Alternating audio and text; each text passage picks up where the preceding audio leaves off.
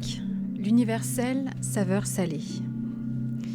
Il existe 6 sortes de saveurs. La première est subtile, par exemple la délicatesse d'une décoction d'algues. La deuxième est salée, la troisième épicée, la quatrième acide, la cinquième sucrée et la sixième amère. Même si l'on préparait un festin avec 100 saveurs, si la seule saveur du sel venait à manquer, ce ne pourrait être le festin d'un grand roi. Sans sel, tous les mets délicieux de la terre et de la mer sont insipides. L'océan a 8 caractéristiques mystérieuses. Premièrement, il devient peu à peu plus profond. Deuxièmement, du fait de sa profondeur, il est bien difficile d'en sonder le fond.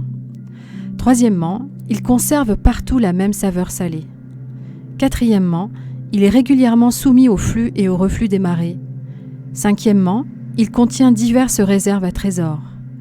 Sixièmement, il existe des créatures de grande taille qui résident en son sein. Septièmement, il refuse d'abriter des cadavres. Huitièmement, il reçoit tous les fleuves et toutes les fortes pluies sans croître ni décroître. Le Sutra du Nirvana compare « Il devient peu à peu plus profond » au Sutra du Lotus qui conduit tout le monde sur la voie du Bouddha, depuis les hommes du commun à la compréhension insuffisante jusqu'aux sages les plus instruits. Quant à la métaphore, du fait de sa profondeur il est bien difficile d'en sonder le fond, elle signifie que le monde du Sutra du Lotus ne peut être compris et partagé qu'entre Bouddhas, alors que ceux qui sont au stade de l'illumination presque parfaite ou en dessous sont incapables de le maîtriser. Il conserve partout la même saveur salée, revient à comparer tous les fleuves, dépourvus de sel, à tous les sutras autres que le Sutra du Lotus, qui n'offrent aucun moyen d'atteindre l'illumination. Le Sutra du Nirvana compare l'eau de tous les fleuves qui coulent vers la mer, où elle acquiert la saveur salée, aux gens de facultés diverses instruits par les différents enseignements provisoires et qui atteignent la voie du Bouddha en adoptant la foi dans le Sutra du Lotus.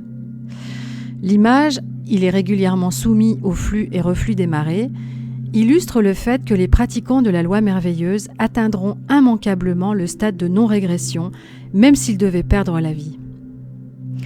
Les diverses réserves à trésors contenues dans l'océan sont comparées aux innombrables pratiques et bonnes actions de tous les Bouddhas et Bodhisattvas et aux bienfaits des divers paramitas contenus dans la loi merveilleuse.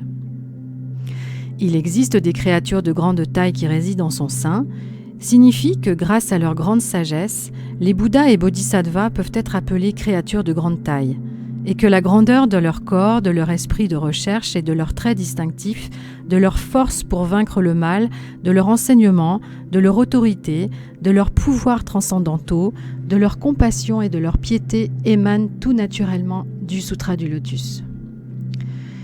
S'ils refusent d'abriter les cadavres, c'est parce qu'avec le Sutra du Lotus, on peut se libérer à jamais de la calomnie et de l'incroyance incorrigible.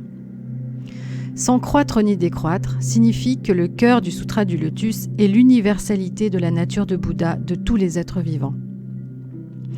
Dans une cuve ou dans un pot où l'on a mis des feuilles de vigne à macérer, la saumure suit un mouvement de flux et de reflux semblable à celui de la marée.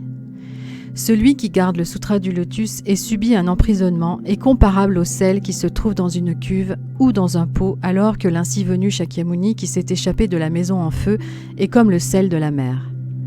Condamner celui qui garde le Sutra du Lotus revient à condamner l'ainsi venu Shakyamuni, Brahma, Chakra et les 4 rois du ciel doivent en être stupéfaits. Si ce n'est pas maintenant, quand se réalisera le vœu des 10 filles Rakshasa de briser en 7 morceaux la tête de celui qui persécute un pratiquant du Sutra du Lotus ? Ajatashatru, qui avait fait emprisonner le roi Bimbisara, subit une brutale éruption de variole dans son existence d'alors. Comment aurait-il pu en être autrement pour celui qui a fait emprisonner un pratiquant du Sutra du Lotus ? Nichiren.